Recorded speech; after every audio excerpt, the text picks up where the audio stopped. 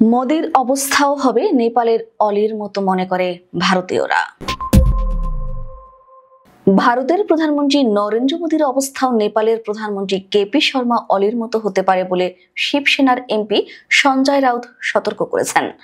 ব্যাপক দুর্নীতি, সরকারি অর্থ লুটপাট ও সঙ্গে সামাজিক যোগাযোগ মাধ্যম বন্ধ করে দেওয়ায় সরকারের বিরুদ্ধে নেপালে অভ্যুত্থান ঘটিয়েছে ছাত্র জনতা।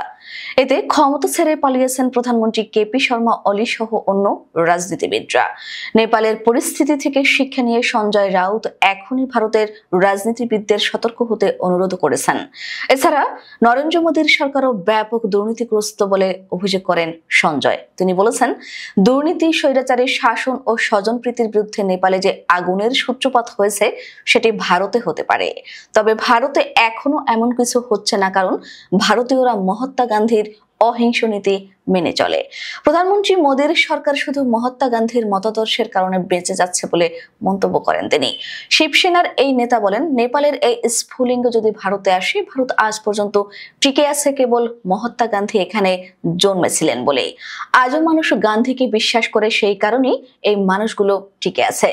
মোদীজি, আপনি গান্ধীকে যতই গালাগাল করুন না কেন, আপনার সরকারও গান্ধীর আদর্শের কারণেই টিকে আছে। মোদীর সরকার দুর্নীতিগ্রস্ত অভিযোগ করে সঞ্জয় বলেন, প্রধানমন্ত্রী মোদী 80 কোটি মানুষকে বিনামূল্যে রেশন দেন। এর মানে কি? এর মানে হলো দেশে এখনো গরিব মানুষ আছে। নেপালেরও একই অবস্থা ছিল। ভারতের টাকা বিদেশে চলে যাচ্ছে, কারো ছেলে দুবাইয়ে, কারো ছেলে সিঙ্গাপুরে, কেউ আবার ক্রিকেট বোর্ডের চেয়ারম্যান হচ্ছে। মোদী সরকারের পররাষ্ট্রনীতি পুরোপুরি ব্যর্থ দাবি করে এই রাজনীতিবিদ বলেন, নেপাল একসময় আমাদের বন্ধু ছিল। নেপাল ভারতকে বড় ভাই মনে করত। নেপালের যখন সংকট ছিল তখন বড় ভাই তাদের পাশে দাঁড়ায়নি। এটি আমাদের পররাষ্ট্রনীতির ব্যর্থতা। উল্লেখ্য, ভারতের প্রধানমন্ত্রী নরেন্দ্র মোদী এক কাশ্মীর হামলাকে কেন্দ্র করে পাকিস্তানের দিকে দায় চাপিয়ে কথিত প্রতিশোধের নামে হামলা চালায় পাকিস্তানের সাধারণ বেসামরিক নাগরিকদের উপর। ভারতের কসাইখ্যাত প্রধানমন্ত্রী নরেন্দ্র মোদীর নির্দেশে ভারতীয় বাহিনী বীরের মতো পাকিস্তানে হামলা চালাতে গিয়ে পরিণত হয় বিড়ালে। হারাতে হয় অপ্রতিরোধ রাফাল যুদ্ধ বিমান সহ অত্যাধুনিক কমপক্ষে 6টি যুদ্ধ বিমান। পাকিস্তানের পাল্টা আক্রমণে এই যুদ্ধে ভারতের ক্ষতি হয় প্রায় 100 বিলিয়ন মার্কিন ডলার। এতেই যেন খেপেছেন ভারতীয়রা। রাস্তায় নেমেছেন মোদী বিরোধী আন্দোলনে। আন্দোলনকারীদের দমাতে পুলিশ লাঠিচার্জ, গুলি বর্ষণ করছে, এমনকি ধরপাকড়ও চালানো হচ্ছে দেশটির বিভিন্ন রাজ্যে।